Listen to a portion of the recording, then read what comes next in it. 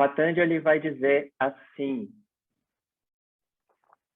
Ele está falando aqui, nesse ponto do Yoga Sutra, ele está colocando aqui o que são dificuldades, obstáculos para o yoga, né? Para esse estado de yoga, o que ele define como o estado de yoga, certo? E o que ele define como estado de yoga? Yoga Chitta Vritti Nirodha, né? Que a gente vai traduzir aqui como o yoga é a desidentificação com os movimentos da mente, ou seja, com o pensamento em si. Não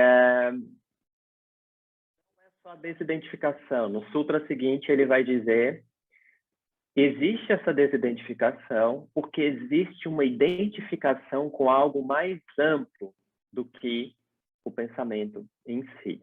Então, quando ele está falando aqui de obstáculos, né, ele está falando daquilo que nos tira da nossa própria natureza e nos faz a gente se grudar nesse fluxo de pensamento, essa identificação. E essa identificação coloca a gente a oscilar constantemente e a sofrer a partir dessas oscilações. Então, aqui ele vai colocar quais são esses obstáculos. A ansiedade, por exemplo. Certo?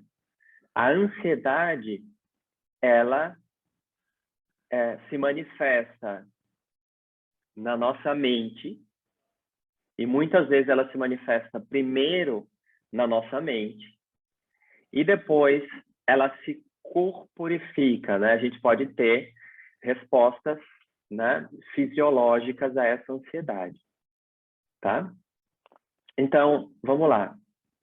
Ele vai dizer assim: doença, desânimo, dúvida, falta de atenção, preguiça, incapacidade de abrir mão, equivocação, inconstância e instabilidade.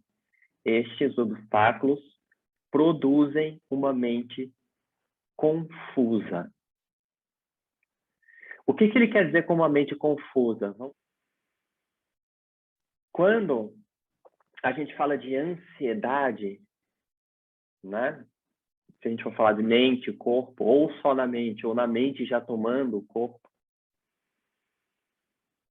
se a pessoa vier em algum momento diretamente falar sobre yoga para a gente no estado de ansiedade, falar sobre yoga, assim, falar sobre o eu pleno e completo que você já é a paz que você busca, não vai fazer sentido algum. Mal a gente vai escutar essas palavras que falam sobre isso.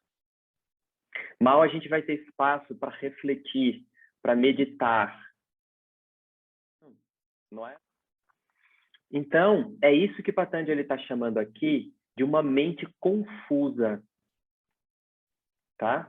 Uma mente confusa é uma mente agitada, e não só agitada, porque a gente pode estar com a mente agitada, mas por conta dessa desidentificação, a gente estar tranquilo, mas é a mente agitada, né? E é essa identificação grudada nessa mente agitada e faz com que a gente oscile junto com essa agitação da mente, e isso causa, ou pode causar, confusão, falta de foco, e por aí vai.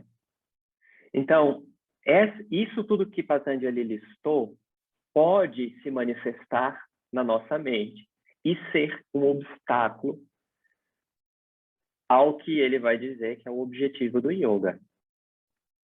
Ok?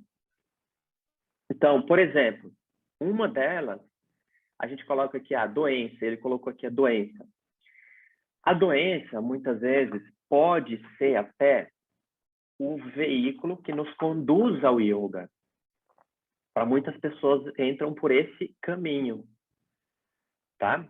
O corpo adoece, o corpo colapsa, e aí a pessoa entra no yoga por conta disso, para começar a se cuidar e alguma coisa assim. Mas a doença, se, por exemplo, ela produz muita dor, ela pode ser um obstáculo, né, para a pessoa sentar, para meditar, para refletir, para ter uma mente tranquila, né, para refletir sobre um determinado tema do yoga, ou mesmo para viver determinadas coisas. Então, é por isso que ele coloca a doença como um obstáculo aí, que pode produzir agitação na mente.